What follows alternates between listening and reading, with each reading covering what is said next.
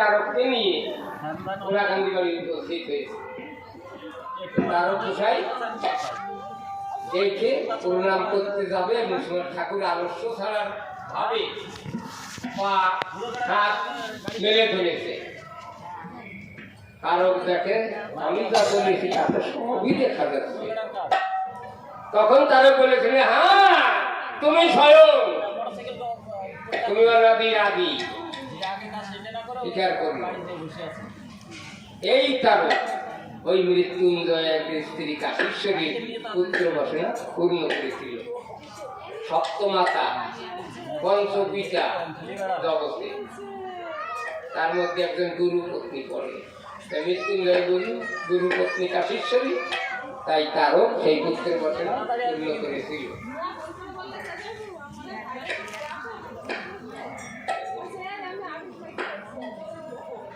একদিন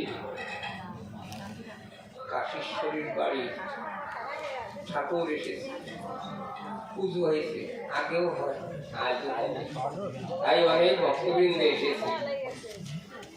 মহা ধুমধাম চলছে। এমনি সময় রাজখামারের কয়েকজন লোক কৃষি কাজ করবার জন্য মাঠের দিকে চলেছে ছোড়া বাঁশ নিয়ে। ছোড়া বাঁশ হয়তো অনেকে চিনবে না, কারে কয়। বাঁশের আঁকা থেকে তার গোড়ার দিকে একটা আঁকড়ার মতো বানায়, ওই দিয়ে ধানের নাড়া টেনে টেনে একটা কাটে ছোড়া বাঁশ ওই নিয়ে চলেছে। তারে ধুমধাম শুনে হিরণ্য বলছে, এই তোমার মৃত্যুঞ্জয়ের বাড়ি কি হলে দেখে আসি। সঙ্গে লোকরা বলছে, না যাবো না, ওই মৃত্যুঞ্জয় গোসাই ভালো না। কেন? পুরো ওরে যে দর্শন করে সে আর দলে চলে যায়, সংসারের কাজ করে না, কর্ম করে না, তাই তো দেখতে কি দেওয়া হবে না, ও ভালো না। তদুত্তরে হিরণ্য বলছে, ভাই তোরাও একদিন যাবি, সেদিনের আর বেশি বাকি নাই, সেদিন সমাগত, কিন্তু সেদিন হয়তো ওই মৃত্যুঞ্জয় বেঁচে থাকবে না। চল, কেউ গেল না, হিরণ্য একা গেল। যে উঠানের মাঝখানে দাঁড়িয়ে দেখে অপরূপ শোভা, অনিমেষ দেখতে পলক নড়ছে না। তাই দেখে আমার ঠাকুর বলছে, ও হীরা মন মনে কি পড়ে, ও হীরা মন মনে কি পড়ে, ও হীরা মন মনে ও হীরা মন মনে কি পড়ে, তুমি বললে লঙ্কা দত্ত, ও হীরা মন মনে কি পড়ে, ওই সাধু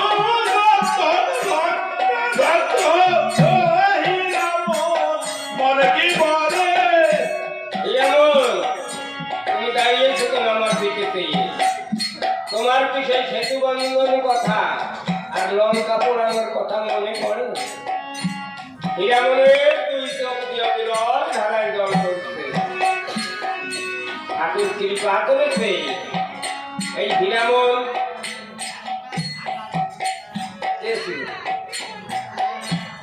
প্রথমে বিরূপাক্ষ সমুদ্র ভবন, দ্বিতীয় মহান রুদ্র রজনী সম্ভব, তৃতীয় শ্রী হনুমান রাম রূপ রঙ্গে, চতুর্থে মুরারি রূপ শতযুত সঙ্গে, পঞ্চমে তুলসীদাস, ষষ্ঠে হীরামন, আদি হি অন্তে মধ্যে রাম নারায়ণ, আদি হি অন্তে মধ্যে রাম নারায়ণ।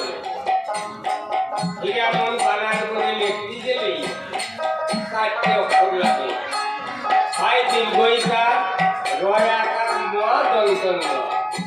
আদি হি, আদি মানে প্রথম, হয় দীর্ঘইকা, ওইটা বাদ দাও। অন্তে মানে শেষে দাঁড়িয়ে নেওয়া, ওইটা বাদ দাও। মাঝখানে কি থাকলো? রয়াকার, মোয়া, রাম। ঠাকুর রাম রূপ ধরে উঠানে গিয়ে দাঁড়িয়েছে। রাম রূপ ধরে অগ্নি প্রাঙ্গণে দাঁড়ালো, রাম রূপ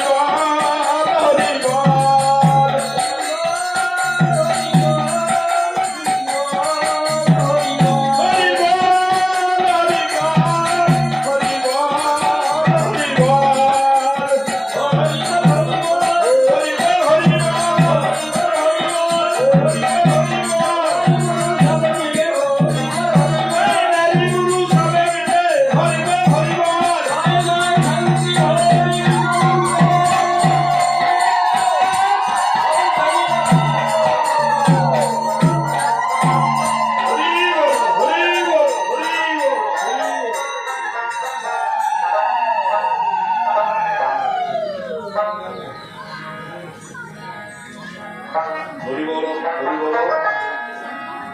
এখন